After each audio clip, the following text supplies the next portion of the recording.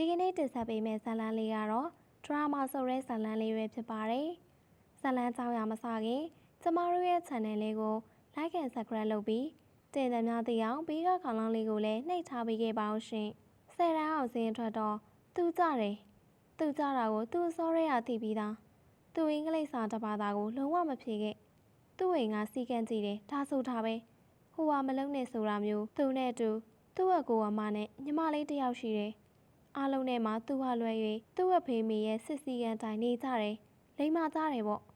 သူကတော့ခွေးပြစ်မဲ့ကောင်ပေါ့သူကညံကောင်းတယ်သူဝါသနာပါတာကိုသာလုပ်မယ်ဝါသနာပါတာလုပ်ရမှသာသူအောင်မြင်မယ်လို့ခံယူထားသူအစတုန်းကတော့သူ့ဝါသနာက professional ဂီတာသမားသူ့အိမ်ရမသိအောင်သင်တန်းကိုခိုးတက်ခဲ့ရတယ်သင်တန်း course တွေအားလုံးကြီးညက်ပြီးဆရာကတော့လက်ဖျားခါရတယ်ရှိသမျှမုတ်ဖိုးလေးစုပြီးဂီတာဝဲတယ်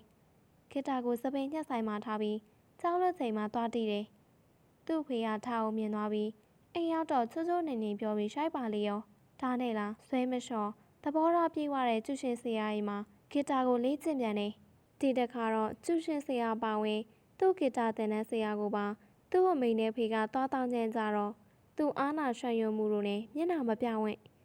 အိမ်ပြန်လဲမထွက်ဝင့်သူ့ကိုခိုင်းဆရာခေါ်ပေးပြီးမောင်းမြန်တယ်။သူစာအားလုံးရတယ်။ဒါပေမဲ့သူစိတ်မပါတော့ဒူးထောက်တောင်းပန်ပြီးအေးအေးဆေးဆေးပြောပြတယ်။သူရီမန်းရာဝါသနာပါရတာလောက်ခွင့်ပြုကိုမိဘနှစ်ပါးကိုတောင်းဆိုခဲ့ပေမဲ့အကိုလို DSC အမလိုစေးကြောင်းဝင်မှုသာရှိမှန်းရမယ်လို့ရာဇသံပေးလိုက်တယ်။သူရသမျှကိုစူးစီးထားတဲ့ငွေအတန်အသင့်ရရင်သူဒီလိုတရိတ်ဆန်တွေကိုရှိုက်သွင်းစီးကန်းလုပ်နေတဲ့အိမ်မှာမနေလို့တော့10တန်းအောင်စင်ထွက်တဲ့နေ့မှာပဲသူတို့မျိုးကလေးကနေသူထွက်ခွာလာတယ်။အဖေနဲ့မေအိပ်ပျော်နေစဉ်ကြော့ခဲ့ပြီးမောင်နှမအလုံးကိုသူချစ်ကြောင်းစာတုံးလေးတစ်စောင်သူရေးခဲ့တယ်။အဝေးတကဝေဆုံရအောင်သွားရင်ထိုင်းမြန်မာနေဆက်မြုပ်လေးစီသူရောက်ခဲ့တော့တယ်။လက်ထဲမှာငွေစအနေငယ်သာဘာလို့ဘာကရမှန်းမသိတော့အရက်ဆိုင်တစ်ဆိုင်တွင်ဝင်လာခဲ့တယ်။အရက်ဆိုင်နဲ့ခုံလို့မရှိတော့သူ့နေရရှာတယ်။ဥပရိကောင်းမှုရပြီးအရက်ဆွဲနေပုံရတဲ့ဦးလေးကြီးတယောက်ရဲ့ဝိုင်းမှာဝင်ထိုင်ရင်အရက်လေးပြောင်းမှာလိုက်တယ်။အမြင့်မှရင်ဦးလေးကြီးကိုကြည့်တော့ပတ်စံကျွေးစပွဲပေါ်တင်လာပြီးဖန်ခွက်ထဲမှာလည်းအရက်ကုန်နေတာကိုတွေ့ရတော့ဦးလေးကျွန်တော်စီရတောက်ပါလားဆိုတော့မျက်နှာဝင်းပါသားတာတွေ့ရတယ်။ကျေးဇူးကွာတဲ့အရက်တောက်ရဲ့မိတ်ဆွေဖွဲ့တော့သူတို့လည်းသူ့လိုပဲထိုင်းဘက်မှာလှုပ်သွားလို့မလို့တောင်းတင်နေတာအရက်ဆိုင်ကပြန်ထွက်တော့ဦးလေးကြီးကသူတို့တဲခိုရာကိုခေါ်လာခဲ့တယ်။သူတို့တဲခိုရာရောက်တော့ဦးလေးကြီးမိမကသူ့ယောက်ျားကိုတန်းဆူတယ်။ဘယ်ရဟာတွေခေါ်လာပြန်တာလဲစောက်သုံးမကြတဲ့ကောင်တရောင်းစားဆိုပြီးဆဲဆူနေရဲ့10နှစ်ရွယ်ခလေးမလေးရဲ့9နှစ်ရွယ်ကောင်လေးတယောက်ရဲ့ကမျက်နှာငယ်လေးတွေနဲ့ဦးလေးကြီးကတော့သူ့ကိုခရီးဦးချိုပြပြီးအိတ်ဆရာနေရပေးတယ်ရေကျူးဆရာကလည်းမရှိထမင်းစားတော့ဦးလေးကြီးမိမသူ့ကိုခေါ်မကြွေးဦးလေးကြီးကသူ့စားတဲ့ထဲကမျှကြွေးတယ်သူလည်းဝမ်းနဲ့စိတ်ရှမ်းရွစိတ်တွေနဲ့ပေါ့ညတညကိုစူးစားဖြတ်တန်းရင်မနှက်ရောက်တော့သူဘယ်တော့မှမရောဘူးလို့ဆုံးဖြတ်ချက်ချတာတယ်လက်စုပ်လေးတစ်ခွင်းကိုရောင်းချလိုက်တယ်ဦးလေးကြီးကိုရက်တိုက်တယ်ခလေးနှစ်ယောက်အတွက်မုံဝဲလာတော့ခလေးတွေပြောနေကြတယ်ညနေထမင်းဟင်ကိုသူ့အားလုံးအတွက်ဝယ်ချွေတော့ဦးလေးကြီးမိမကမျက်နှာထားတင်းနေတာလျှော့သွားတယ်ရေချိုးဖို့နေရာကစာပြပေးတယ်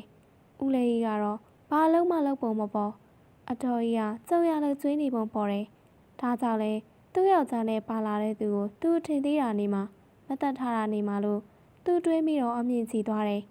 မနှက်မိုးလင်းတော့အပြင်သွားဖို့ပြင်နေတဲ့တော်ကြီးကိုအတော်အလုပ်သွားမလို့လားဆိုတော့အင်းနဲ့ကျွန်တော်လည်းအလုပ်လိုက်လုပ်လို့ရလားဆိုတော့မင်းလုံနိုင်မှမဟုတ်ဘူးတဲ့ကျွန်တော်စမ်းကြည့်ပြရစီဆိုပြီးမနှဲပြောလိုက်တော့အလုပ်ကငားတွေရွေးရတာမိန်းမတွေကငားတွေရွှေ့ပြီးယောက်ျားတွေကငားပုံးထမ်းရတာအလုပ်ရှင်ကကျွန်တော်ကိုကြည့်ပြီးမိန်းမတွေနဲ့တူငားရွေးတာပဲခိုင်းနေရွယ်သူကောင်လေးတွေကအချားဆိုတဲ့မျက်နှာပေးနဲ့လှောက်ပြကြည့်နေပေမဲ့မတက်နိုင်ဘူးသူမှမထမ်းမှုတာငညီစောကလည်းနဲ့ညနေရလှုပ်သိမ်းတော့သူ့အတွက်လှုပ်ခါရတယ်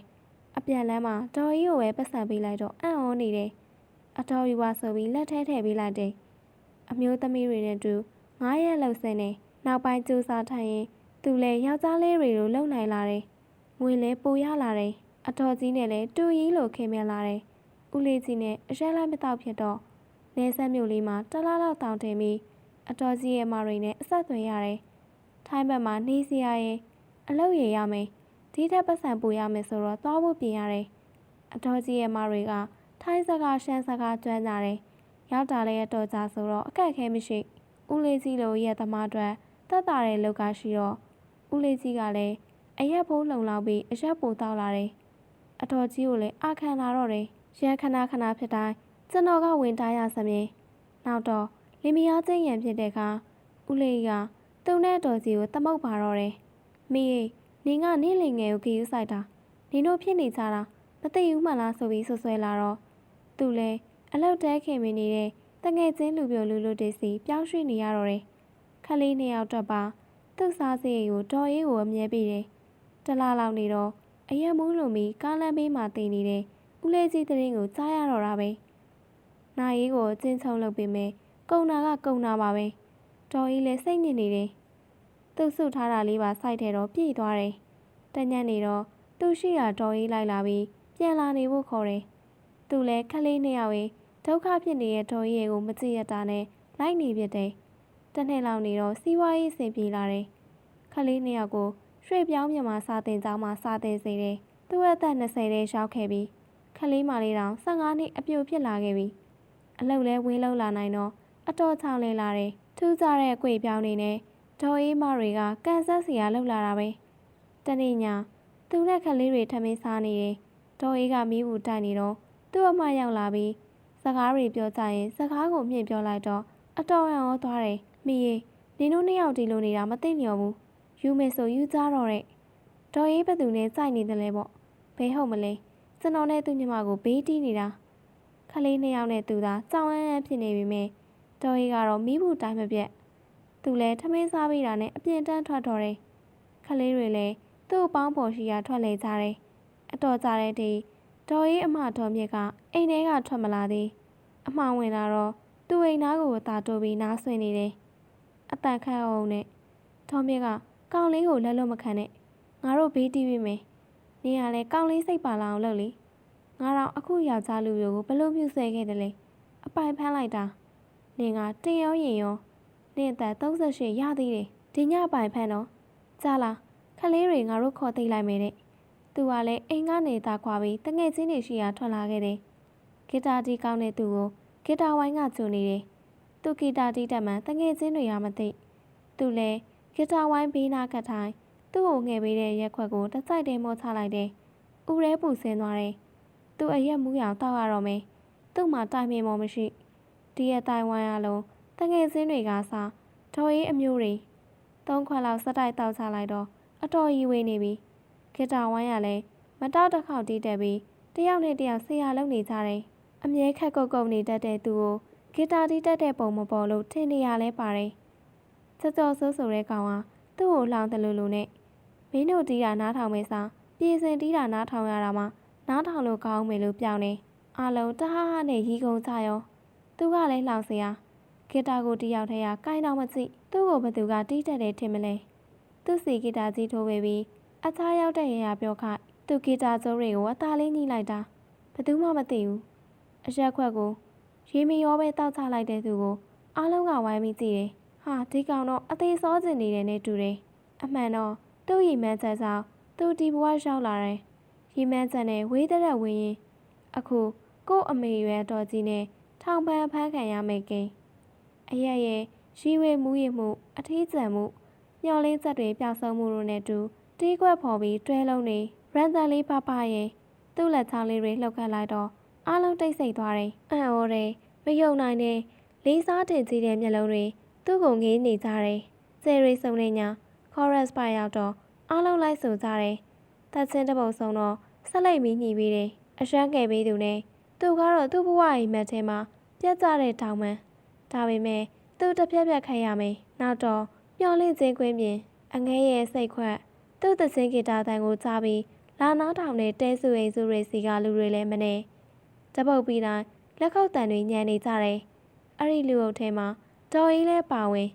တီးလိုက်ဆိုလိုက်တောက်လိုက်နဲ့အိမ်ကိုဘသူလိုက်ဖို့တလဲတော့မသိတော့မနဲ့လင်းတော့သူ့ခေါင်းနဲ့ကိုင်နေတယ်မျက်နှာသစ်ပြီးငိုင်းနေတဲ့သူကိုဒေါ်အေးကတက်မြရေးတစ်ခွက်လာတိုက်တယ်မောင်လီတောက်လိုက်အောင်နဲ့ထမင်းလဲတင်းကျွင်းနေတယ်အရှင်ကားနဲ့မတူစင်နာမှုပြည့်သူတစ်နေ့လုံးအိယာထဲမှာလှဲနေတယ် ခေါင်းကိုက်ပြေးစားပြီးတော့သူ့ကိုလာခေါ်တဲ့တငယ်ချင်းတတိုင်းသူ့အမှုပညာဆွမ်းကိုကပေးကြမလို့သူကမြတ်တာရက်ခံနေမလိုက်လို့ကြောင်းအလုပ်ပြရကြောင်းစိတ်ကြည်ပေးညင်တော့သူ့အတွက်နေစားက2ရက်ခါပေးမယ်တဲ့ဒါလဲသူကညင်နေတော်ကြီးကမောင်လေးရဲ့လိုက်သွားလိုက်ပါအားလုံးဖိတ်စိတ်ကောင်းမှမလဲဆိုတော့လေမငြင်းစင်တော့သူ့အတွက်ရေမီးစုံရမကလဲပါလိုက်သည်သူနဲ့အတူတွဲဒီဖို့ဂီတာသမားတစ်ယောက်ခေါ်ထားတော့အတော်မြိုင်နေကောင်မလေးတွေပါလာအားပေးကြတယ်ဒီလိုနဲ့သူ့ကိုလူသိများလာတယ်ကောင်မလေးတွေကဖုံးဆက်ကြတယ်ကျူကြတယ်ပေါ့တရက်သူအိမ်ပြန်လာတော့တော်မြင့်တန်ချလို့အသားရနားထောင်လိုက်တော့နေတော့သွားပြီအစကလေးကဆွဲစိတ်ထားပါဆိုတာအခုကြံခဲ့ပြီအလုပ်ထဲမှာလဲကောင်မလေးတွေကကိုပြေစင်ကြောင်းမဲငါလာမိတာငါတော့မသိဘူးစီပဲပြောလွတ်တယ်အတော်ရွားတဲ့ဟာတွေဒေါ်အေးသူ့အမကိုပြန်ပြောလိုက်တာကတော့ကျမတော့အဲ့လိုမဟုတ်ဘူးကျမပြေစင်ကိုချစ်ခဲ့တာလေးစားသမှုရိုးသားတဲ့ချစ်တွေအဲ့ဒါကလည်းဟိုလူကြီးရဲ့ထံတွေကိုအတူခါးစီးခံခဲ့တဲ့အတွက်တနာတာနဲ့စခဲ့တာ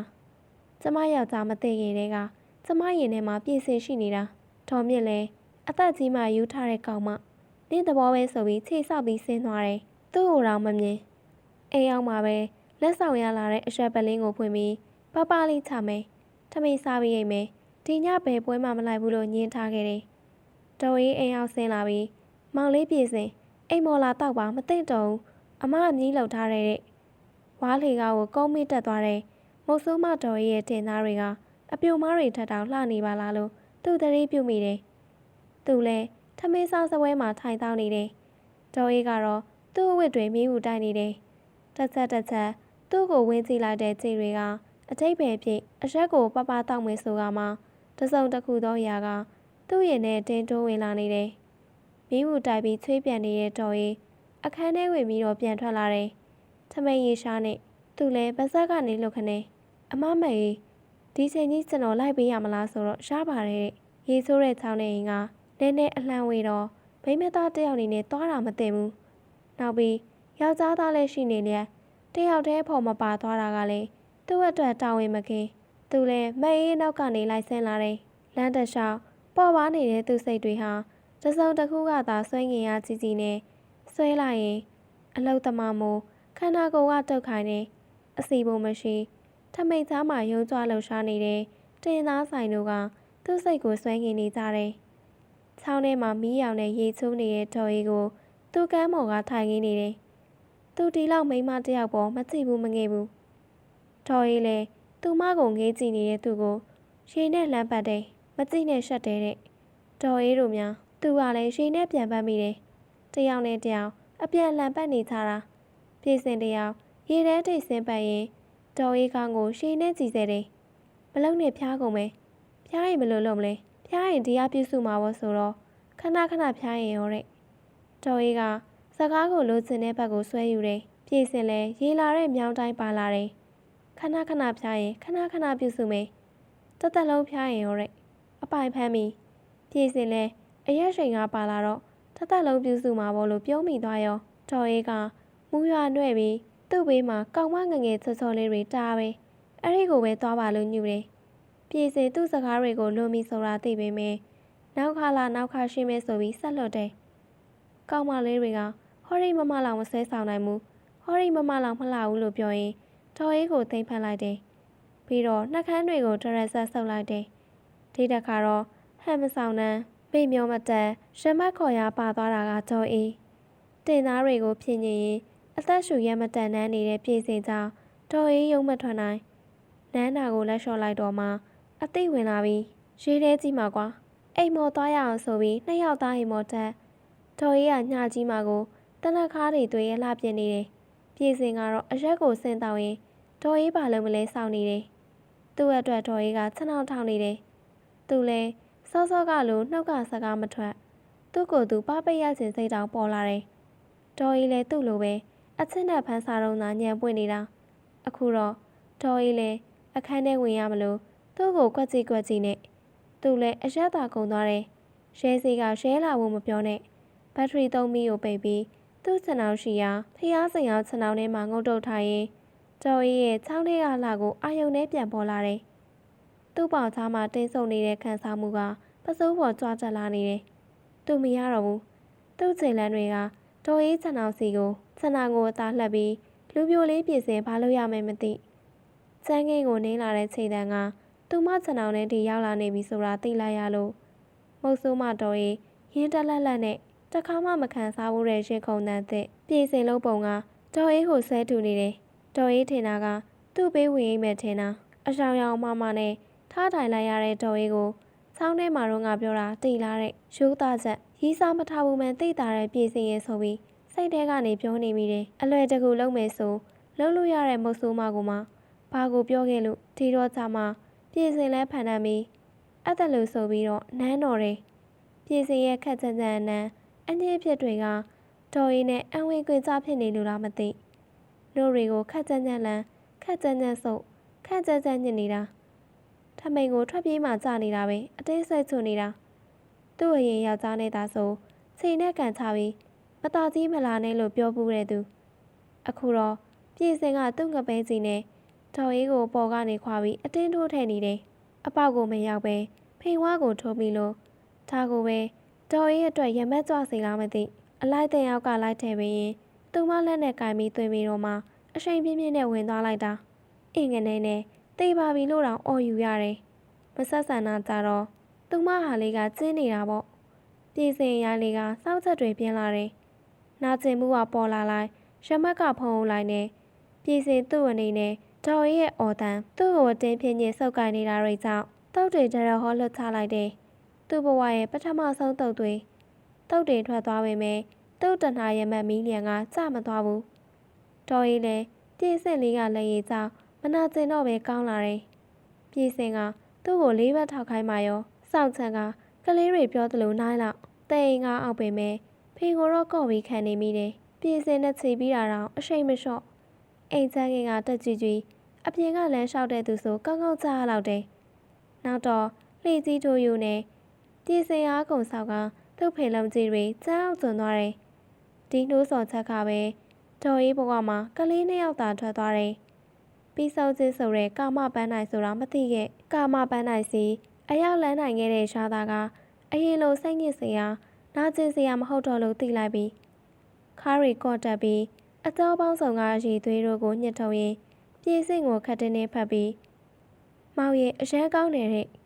လူပြိုရိုင်းလေးပြင်စင်အစမ်းကုန်ဆောင်ရင်တတိယချီကိုလွှတ်ချလိုက်တော့တယ်မက်အေးရဲ့အရန်ချစ်တဲ့တော်အေးလို့ခေါ်တဲ့မက်အေးနဲ့သူ့ရဲ့အိမ်နောက်တက်တန်းတနည်းပြောရရင်ခိုးစားတဲ့တက်တန်းက၄နှစ်ရှိခဲ့ပြီခလေးနှစ်ယောက်လည်းအရွယ်ရောက်လာခဲ့ပြီကောင်လေးကတော့ဘန်ကောက်မှာလှုပ်ဆင်ပြေတယ်ကောင်မလေးကတော့အထည်ချုပ်စက်ရုံမှာခလေးတွေကလိမ်မာတယ်ငွေပြန်ဖို့တယ်ဒီလိုနဲ့စုပ်ဆောင်မိလာတော့မက်အေးကမြမပြည်မှာပေါင်နှံထားတဲ့လဲတွေပြန်ရွေးပြီးလဲပြန်လှုပ်ချင်တယ်မက်အေးလည်းစုပ်ဆောင်ထားတဲ့ငွေတော့ပိုက်ပြီးရွာပြန်သွားတော့တယ်ပြည်စင်နေနဲ့ရွာကိုမက်အေးကလှမ်းခေါ်မှလိုက်ခဲ့ဖို့တကယ်ခွဲရတော့မက်အေးလည်းလွမ်းရတယ်ပြည်စင်ကလည်းလွမ်းလို့တနေ့ကိုဖုံးခါဆက်ကြတယ်ပြည်စင်ကတော့အလောက်ကပြန်လာတာနဲ့အရှက်လေးတစ်လုံးဆွဲလာဂီတာလေးတီးလိုက်ရောက်လာတဲ့ပေါင်းသင်တွေနဲ့ဖြည့်သိမ့်လိုက်ပေါ့တရက်တော့ကောင်မလေးတင်းတင်းရေစက်ရုံပိန်လိုအိမ်ပြန်လာနာတယ်တင်းတင်းရေတော်တော်လှလာတယ်အပြူတယောက်ရဲ့ငါရက်တွေပြည့်စုံလာတယ်အိမ်ပြန်လာတယ်ဆိုပေမဲ့နားနေမနေဘူးသူ့ဝိတွေလျှော်ပေးတယ်အိမ်တန်ရှိရေးတွေအကုန်လုံးနေတော့သူလည်းမနေရတော့ဘူးခုလှုပ်ပေးရတယ်ချောင်းထဲကရေကိုတင်းတင်းရေချိုးဖို့ပေပါရဲခတ်ပေးထားလိုက်တယ်အိမ်ဘေးမှာတားပေါ်လင်းစားနဲ့ရေချိုးဖို့ခန်းဖွဲ့ပေးထားတယ်ရေချိုးတန်ကြတော့သူ့မနေနိုင်အိမ်ပေါ်ထရန်စားကနေချိမိတယ်ရေဆိုးထမိန်နဲ့အသားကပ်ပြီးလှကျင်တိုင်းကိုတင်းတင်းကလှနေတယ်မန်အေးလိုတောခိုင်ကိုလုံးမဟုတ်တွေ့လျပြီးတင်သားကလုံးပြီးစုကားနေတယ်ရှင်သားကတော့တင်းငယ်တယ်ညနေပဲရောက်တော့တင်းတင်းရေဓမေးစားဖို့ပြင်နေတယ်တင်းတင်းရေအကိုမစားသေးဘူးအပြင်သွားလိုက်အောင်မယ်ဆိုပြီးတင်းတင်းရေကတေးပါရဲကိုကြီးအပြင်မှာသွားတော့မှာမို့လားအိမ်မှာတော့လဲရှားတာပဲကိုလို့လေးတန်တော့တယ်သူကတင်းတင်းကိုအားနာလို့ပါအားမနာနဲ့ညီမလေးတောက်မယ်ညီမဘို့ဘီးရဝဲခဲ့တဲ့သူလဲတကယ်လားဆိုတော့တကယ်ပေါ့တဲ့သူလဲရှင်ထဲမြူထူသွားတယ်အပြေးကလေးသွားဝဲတာပေါ့သူပြန်ရောက်တော့စပွဲပေါ်မှာလက်ဖက်တော့ငါးကြော်အမြည်ပကံဖန်ခွက်ကတဲ့စားရဟဲ့လို့သူကပြောတော့နေအောင်တကားတွေပေးလိုက်အောင်မဲတဲ့သူထင်ထားတာနဲ့တခြားစီတင်းတင်းကတိတ်တောက်နိုင်နေဘီးရ3လုံးလောက်ကုန်တော့မှညီမကိုသစင်းစုပ်ပြတဲ့ အဲလက်ဆက်ကလေးရဲ့ကိုသူ့ဆိုပြတယ်ကလေးရဲ့လို့ဆိုရင်တင်းတင်းကိုရှိဝေးစွာကြည့်တော့တင်းတင်းမျက်လှချသွားတယ်တချင်းသုံးမုံလောက်ဆိုပြီးတော့နှစ်ယောက်လုံးမူးနေပြီတင်းတင်းကသူ့ပခုံးမောင်ပြီးထိုင်နေတယ်သူလည်းဂီတာကိုချပြီးချီရလို့ခေါ်တယ်တင်းတင်းတိတ်လှလာတယ်ငါညမလေးနောင်ပြူမှာနှမျောမိတယ်ဆိုတော့တင်းတင်းမျက်နှာမဲပြတယ်သူမထင်ထားတဲ့စကားကိုပြောချလိုက်တယ်သိပါတယ်ဒီစကားမျိုးမမေပြောတာကြားဘူးတယ်အကိုကြီးကိုမိဘယူမှာနှမျောတယ်တဲ့သမီးလည်းမမေကိုထပြောခဲ့သေးတယ်ဒါဆိုသူများယူမှာနှမျောရင်မမေယူလိုက်ပေါ့ဆိုတော့ခေါင်းခောက်ခံရတာပဲဟုတ်တယ်လေကိုလည်းမယူနိုင်မဲနှမျောတယ်လုံနေရတဲ့တင်းတင်းစကားကအတိတ်ပဲဖြာထွက်နေတယ်ဒီကလေးမှလူစည်းကိုဆိုပြီးနှစ်ဖူးကိုညင်သားစွာခောက်လိုက်တော့ရှာထုတ်ပြတယ်ထမင်းမစားနိုင်လောက်နှစ်ယောက်စလုံးမူးနေပြီသူတရေရလိုက်တာကတော့တင်းတင်းနှခမ်းတွေကိုသူ့အငန်းမရစုံနှမ်းပြတာပဲဒီထက်တော့မပူမနဲ့ကြတော့တင်းတင်းကိုမတွေ့ရသူလည်းအလောက်ဆင်းဖို့သွားဆိုတော့မဆုံပြစ်လိုက်သူ့အလောက်သေးကိုပဲမအေးရဲ့ဖုန်းဝင်လာတယ်သူ့ရဲ့တင်းတင်းရဲ့မြမပြည်ပြန်ဆင်းလာဖို့ရွာကိုလိုက်လာဖို့မနဲ့ပြန်မနဲ့ကားနဲ့ပြန်လာကြဖို့အလောက်ကပြန်တော့တင်းတင်းကိုပြောပြတယ်အထုပ်ပိုးတွေကြိုပြင်ကြတယ်အားလုံးပြီးစီလို့အဲ့ရဝင်မဲ့လို့တော့တင်းတင်းကအခန်းထဲကခြံအောင်ဝေးမှာသူ့ခြံအောင်ဘက်ကိုငေးကြည့်လို့နေတယ်တော်တော်ကြာတော့မှခြံအောင်ထဲဝင်သွားတယ်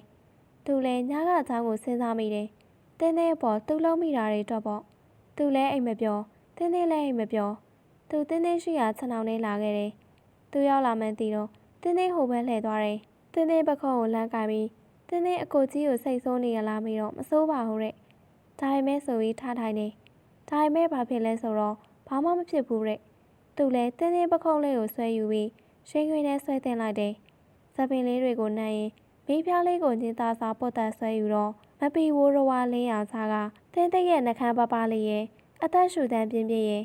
နမ်းမယ်နော်ဆိုတော့ဟုတ်တဲ့နှခမ်းတွေစုံရင်နှုတ်လေးကိုညင်သားစွာအင်ကြီးပေါ်ကနေပုတ်ပေးနေတယ်တဖြည်းဖြည်းချင်းတင်းတင်းကိုပလက်လန်လေးကျသွားအောင်လှဲချလိုက်တယ်အင်ကြီးတွေကိုအသားလေးမတင်ပြီးအနမ်းတွေကိုတဆင်ချင်းဆင်းလာလူသီးကောင်တေးသေးလေးတွေပေါ်ရှာကုန်ရင်ဝိုင်းချိန်မှာတော့တင်းတင်းသူ့ကိုတအားဖက်လာတယ်သူ့လက်ကထမိန်ကိုအောက်ဘက်တွန်းချတော့ပေါင်နှစ်ဖက်ကိုတင်းစီထားတယ်ဒါတော့မလုပ်ပါနဲ့ကိုကြီးတောင်းမယ်နေတော့တဲ့အပေါ်ပိုင်းပဲလုပ်ပါနော်အချိန်တိုင်ညီမပေးပါမယ်တဲ့သူလည်းရှားတာလေးနဲ့ချိန်နေလို့တညတာကုန်ဆုံးလိုက်ရတယ်ဒေါ်အေးတို့ရွာကိုရောက်ဖို့တနေ့နဲ့တညကားစီရတယ်နောက်တော့ရေလန်းခရီးဆက်ရပြန်တယ်ပြည်စင်ရောတင်းတင်းရောခရီးပန်းထားတော့နွမ်းလျနေကြတယ်ညနေမှောင်ရီတန်တော်မှာရောက်တော့တယ်နှစ်ထပ်ပြင်တော်ဝင်ကိုအုပ်ပတ်ထားတဲ့အိမ်မှာဒေါ်အေးအစင်သေးဆောင်နေတယ်တင်းတင်းကတော့ပင်ပန်းလို့အိတ်တော်မယ်လုပ်နေတယ်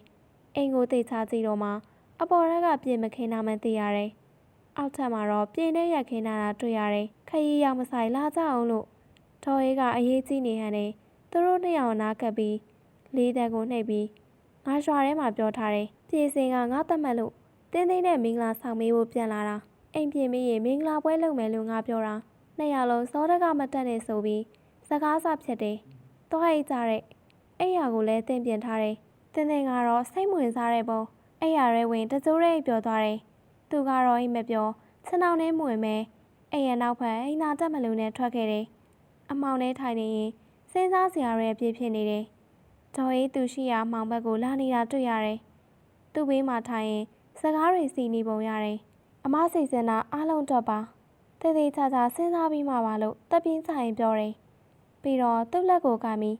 မအောင်ချင်လို့စီစဉ်ရတာပါအေးရမကြခင်ဖွားကြီးဖြစ်တော့မှာတဲ့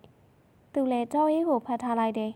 ပြီးတော့ဒေါ်အေးမျက်နှာကိုဆွဲယူပြီးနှက်ခမ်းကိုငမ်းမရနမ်းလိုက်တယ်အတော်ကြာအပြန်အလှန်နမ်းပြီးတော့ဒေါ်အေးကအနေထိုင်ဆင်ခြင်ရမယ်ပြီးတော့အေးကိုမီလို့ခေါ်ရမယ်ခုဟာစပြီးတို့နှစ်ယောက်အရင်လိုလုံးလို့မရဘူးလမ်းခွဲပြက်ဆဲရတော့မယ့်သဘောပဲပြည်စင်နားထောင်မှဆိုပြီးထထွက်သွားတော့တယ်မနဲ့လင်းတော့ထမင်းချမ်းစားကြပြီးတိတ်ဝဲဖို့တစ်ကုံတဲ့နဲ့ချက်ရတယ်လဲပြန်လို့ဖို့တင်းကုတ်ပြန်ဆောက်ရတယ်အခြားစီစဉ်စရာတွေအတွက်ရွာထဲထွက်ရတယ်ရွာကတော်ကျဲတယ်မြုပ်တက်စရာမလိုအောင်ဝဲချမ်းစရာစုံတယ်တော်ကြီးမောင်ဝမ်းခွဲကဒါမအေးတမတ်ဆိုပြီးရွာထဲလေကြည်ညာတာပဲအကျိုးစကားညရောက်တော်ရဲ့တဲ့ရီဟိုမေးတီမေးနဲ့တင်းတင်းတငယ်ချင်းတွေပါရှောက်လာတာဆွေမျိုးတစုရောပေါ့သူကတော့တိတိညင်ညင်စကားပြောရတယ်ရွာထဲကအစားနောက်တန်နဲ့တော်ရီတို့ရွယ်လူတယောက်ကဟဲ့မီရေ နေသမက်နဲ့နေနဲ့ဘသူကအသက်ကြီးတယ်လဲလို့နောက်တယ်တော်ကြီးကလည်းပြန်ပြောတယ်ငါသမက်ကကြီးတာပေါ့တဲ့သူလည်းရောရီနေတယ်ဧည့်သည်နေချင်းလို့လားမသိတော်ကြီးကခေါင်းကိုက်လို့ဆိုပြီးသူ့စံအောင်ထဲဝင်သွားတယ်ဧည့်သည်တွေလည်းမကြဘူးသူ့ကိုနှုတ်ဆက်ပြီးပြန်သွားကြတယ်တင်းတင်းကတော့စံအောင်ထဲပဲချိန်ဝင်လည်းမသိ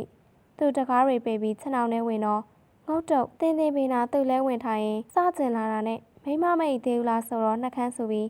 ဘသူကသူ့မိမလဲတဲ့သူလဲရှုတွတ်တော့အမေနိုးသွားလိုက်မယ်ဆိုတော့တင်းတင်းမျက်နှာပြုံးလာပြီးဘာတဲ့အမေဟုတ်လားတက်လဲတက်နိုင်နေတဲ့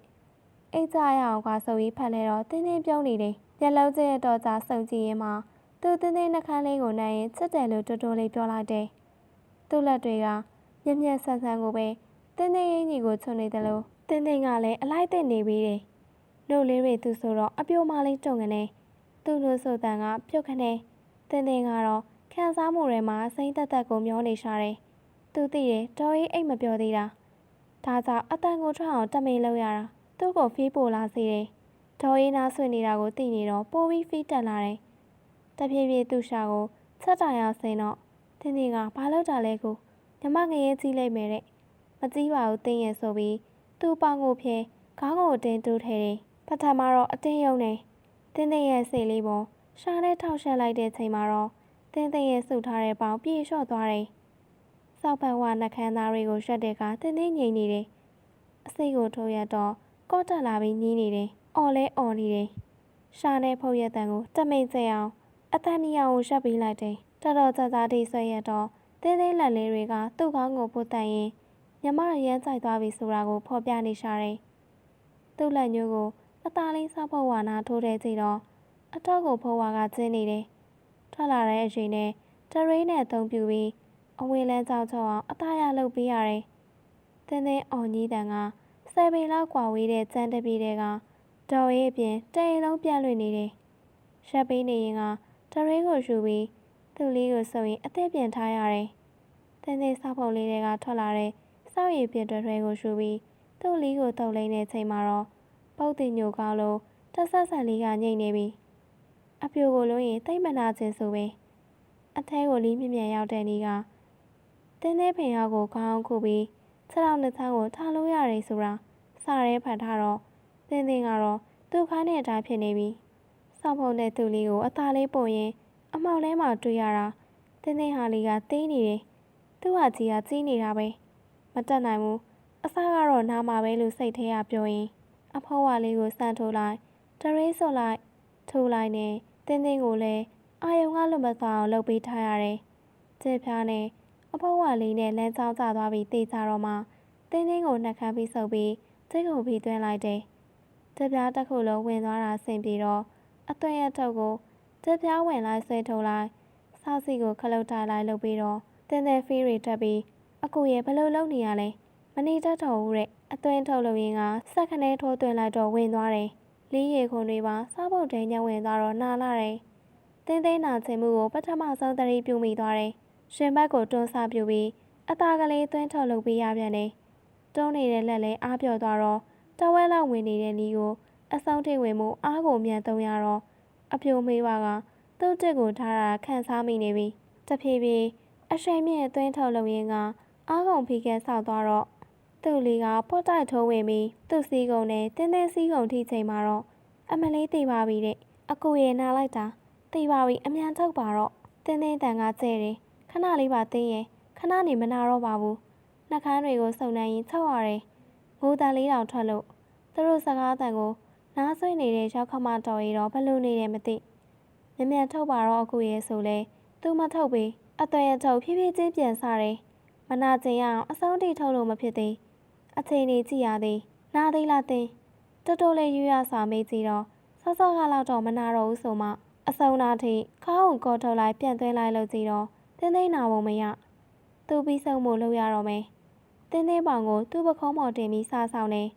တင်းသိန်းကြီးတန်လေးတွေစားထွက်လာတယ်သူလည်းဖီးတက်လာပြီးအားထိုင်လာတယ်တင်းဖုတ်လေးကနေပြန်ပြန်ဆွဲညစ်နေတယ်လို့ဖြစ်လာတယ်ပေါင်နှချောင်းပြန်ကားကိုင်းပြီးဆောက်ဆောင်လို့တော့သူ့လက်တွေကိုတင်းသိန်းကဖြည့်ညစ်လာတယ်သူ့ရဲ့လူဆောက်တန်ကပိုကျဲလာတယ်တင်းတင်းလည်းကြားကိုဖတ်လာတယ်သူလည်းပါဇက်ကနေဖီးတက်ပြီးអော်လာရတယ်ကောင်းလိုက်တာမိမရဲ့တင်းရဲ့ကောင်းနေ သူပြီးတော့မယ်တင်းတင်းခါရီကော့နေပြီတင်းတင်းလည်းပြီးတော့မယ်စပုံပုံနဲ့ပြစ်ဆောင်ရင်သူဖီရန်တက်ရင်အော်ကြီးမိတာကတော့ကောင်းလိုက်တာကြီးရဲ့မရဲ့ဆိုပြီးဆောက်လို့နေတာတင်းတင်းတရိမထားပြီးလို့တော်သေးတယ်အဲ့လိုသမီးကိုလွှင့်ရင်အမေနာမည်ကိုခေါ်ရတာကကာမရတာထိုးထိတ်သူ့လီကိုအစောင်းတိတ်ထိုးသွင်းဖိကပ်ပြီးတန်ရင်ရှိမှချက်ရဲလို့လီရည်တွေကိုတင်းတင်းဆောက်ဖို့တဲပန်းထိုင်လိုက်တော့တယ်တင်းတင်းလည်းပထမဆုံးချိန်ရတာခံစားရင်ပင်မမှုကြောင့်အိပ်ပျော်သွားတော့သူ့လုံလို့ကြည့်တယ်တင်းတင်းလို့ခေါ်ကြည့်တယ်မနို့အိမ်မောကျသွားပြီတော်ရေးချန်အောင်ဘက်ကကိုလုံးလေတန်းကြရတယ်သူလည်းနောက်ဖေးတကဖွင့်အိမ်နဲ့ခက်လန်းလန်းကအိမ်သာစီသွားပေးချန်နေရာတွေစေးကြောက်ရမယ်လीအိမ်ထဲပြန်ဝင်မလို့တကားကိုလန်းလန်းတော့တော်ရေးထွက်လာတာနဲ့တူတယ်သူလည်းအမေအိမ်သာသွားမလို့လားလို့စကားစားတော့မဟုတ်ဘူးတင်းငုံဘက်ကတန်ချလို့သွားကြည့်မလို့ဆိုပြီးမောင်မဲနေတဲ့တင်းငုံထဲလက်နှိပ်တက်ပြီးမပါဘဲဝင်သွားတယ်သူလည်းနောက်ကနေလိုက်ဝင်နေအမှောင်ထဲမှာတယောက်နဲ့တယောက်မမြင်ရသူလည်းမနှဲဆန်းနေရတယ်အမေလို့ခန့်အုပ်ခေါ်တော့နင်းပြမလဲငါဒီဘက်မှာတဲ့တော်အေးလက်ကိုဆမ်းမိတယ်မတ်တက်ရဲ့နေထားနဲ့တော်အေးရဲ့တင်သားတွေကိုဆွဲယူဖက်ပြီးအမေလို့ခေါ်တော့ဘာအမေလဲလူစားတဲ့ခေါ်ဖို့ပဲပြောထားတာနားရှက်တယ်တဲ့အတန်ကညွတ်တူတူမောင်းသိပ်စမ်းတာပဲဒီဘက်ကတော်အေးမှာအိတ်မရတော့ဘူးအခုအေးကိုအိတ်လို့ရအောင်လုပ်ပေးမယ်လीအေးရဲ့ဆိုတော့မောင်ကရှာသေးလို့လားလုံနိုင်သေးလို့လားတဲ့တော်အေးသူ့နဲ့တင်းတင်းလို့ရာနားဆွင်ပြီးထမိန်တွေပါဆူရွှဲနေတယ်ထမိန်လှည့်ဝက်ထားပေမဲ့သူ့လက်ကဆမ်းမိတယ်မောင်အချိန်မဆွဲနဲ့တခါတည်းထဲတော့တဲ့တော်အေးကိုတင်းငုတ်တိုင်ကိုလက်နဲ့ထောက်ခိုင်းတာပြီးဖေကိုကော့ထမိန်ကိုလှန်လို့တန်းလို့လိုက်တော့တယ်တော်အေးကအတန်အားကြီးစစ်စင်နဲ့ခံတတ်တော့ဗစက်ကိုနောက်ကပိတ်ရသေးတယ်နောက်ဆုံးတော့မြေကြီးပေါ်လေးပဲထောက်ခိုင်းပြီးအားရပါရဆောက်လို့တော့တဲ့ရင်ကိုထောက်မိတော့ဖင်းကိုဘေးရာကနေခါကုန်းသွားတယ်မောင်ရဲ့အောက်တယ်ဆိုလို့ဗစက်ကိုပိတ်ပြီးအားကုန်လူတာပဲမညာဘူးစပင်းကိုပါဆောက်ဆွဲလိုက်သေးတယ်နာကျင်မှုနဲ့ရောထွေးနေတဲ့အရှားသားကပဲတော်အေးလိုမုတ်ဆိုးမှ90တန်းနေအတွက်ငိမ့်ခံနေမိတော့ပိုလောင်မြိုက်တယ်လို့ဖြစ်လာရတယ်မောင်ရဲ့ကောင်းလိုက်တာနနဆောက်มาတဲ့ဒီအတန်ကိုတင်းတင်းတယောက်သာကြားခဲ့ရင်အဆောင်တရားပေးခဲ့စားသူတယောက်ချင်းစီကိုကျေးဇူးတင်ပါတယ်နောက်ထပ်လည်းဇလန်းကောင်းလေးတွေကိုတင်ဆက်ပေးအောင်ပါမို့စောင့်မျှော်အားပေးကြပါအောင်ရှင်